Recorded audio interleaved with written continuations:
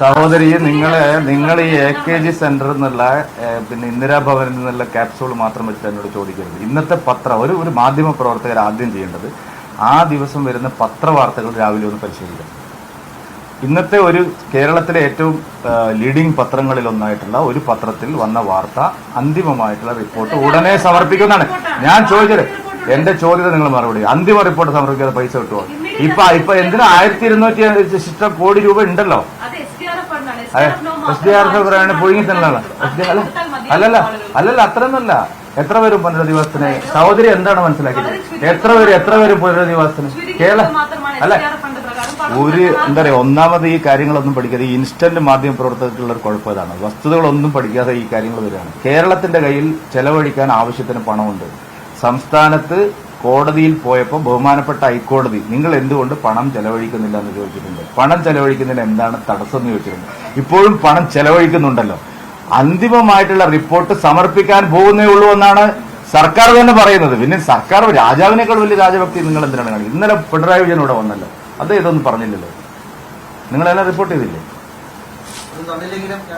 അല്ല, ഇപ്പോ പലതും അങ്ങനെ പണ്ട് പറഞ്ഞിട്ടുണ്ടല്ലോ. ഞങ്ങളിപ്പോ വിദേശത്ത് പോയിട്ട് കൊണ്ടുവരും, അങ്ങനെയാണല്ലോ മറ്റേ ലൈഫ് മിഷൻ കോഴ കേസ് വന്നത്.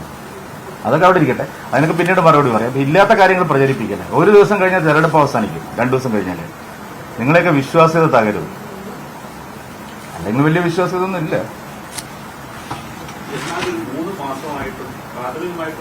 ഞാൻ പറഞ്ഞല്ലോ, ഈ ചോദ്യം ആവർത്തിച്ച് നിങ്ങൾ ചോദിക്കുന്നത് അല്ലല്ല. നിങ്ങൾ ഉപകരണങ്ങളാവുകയാണ് സഹോദര.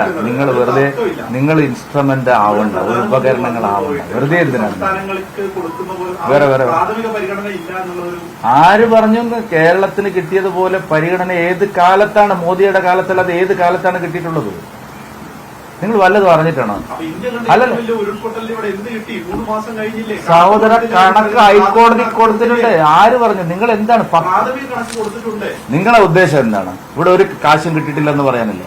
മുഖ്യമന്ത്രി അത് പറയുന്നില്ലല്ലോ, സർക്കാർ വക്താക്കൾ ആരും അത് പറയുന്നില്ല. നിങ്ങൾ എന്താണെന്ന് പറഞ്ഞുകൊണ്ടിരിക്കുന്നത്? പണം കിട്ടിയിട്ടില്ല എന്ന് പറഞ്ഞാല് പുനരധിവാസത്തിനുള്ള അന്തിമമായിട്ടുള്ള ഷെയർ വന്നിട്ടില്ലെന്നുള്ളൂ. പണം കിട്ടിയിട്ടില്ലെന്ന് പറയാൻ പറ്റില്ല. അല്ല, ഒരു വസ്തുതയില്ല. പ്രത്യേകിച്ചും ഏഷ്യാനെറ്റ് വസ്തുതാ വിരുദ്ധമായ കാര്യങ്ങളാണ് രാവിലെ മുതൽ പറഞ്ഞുകൊണ്ടിരിക്കുന്നത്. പ്രത്യേകിച്ച് അത് സഹോദരി എന്നോട് അതിന് തർക്കിക്കാൻ വരണ്ട. ഞാൻ കഴിഞ്ഞ തവണ അത് നിർത്തിയതാണ്. നിങ്ങൾ എന്നോട് തർക്കിക്കാൻ വരണ്ട. ഇത്രയും ഫേക്ക് ആയിട്ടുള്ള വാർത്തകൾ നിർമ്മിക്കുന്ന ഒരു സ്ഥാപനം, ആ സ്ഥാപനത്തെ പറ്റിയിട്ട് ഒരു മതിപ്പുണ്ടായിരുന്നു കേരളത്തിലെ ജനങ്ങൾക്ക്. ഇത്രയും വ്യാജ വാർത്തകൾ രാവിലെ എണീറ്റ് തുടങ്ങും. എന്തിനാണ് ഈ പണി ചെയ്യുന്നത്? നിങ്ങൾക്ക് ആരെങ്കിലും സഹായിക്കണം എന്നുണ്ടെങ്കിൽ നിങ്ങൾ പരസ്യമായിട്ട് പറഞ്ഞോളൂ. മനോരമ കൃത്യമായിട്ട് പറഞ്ഞല്ലോ, ഞങ്ങളുടെ രാഷ്ട്രീയ നിലപാട് ഇതാണ്, നിഷ്പക്ഷരാണെന്ന് പറഞ്ഞിട്ട് നിങ്ങൾ എന്തിനാ ഈ പണി ചെയ്യുന്നു? മനോരമയ്ക്ക് രാഷ്ട്രീയമുണ്ട്. മുതലാളി ആദ്യമേ പറഞ്ഞതാണ്.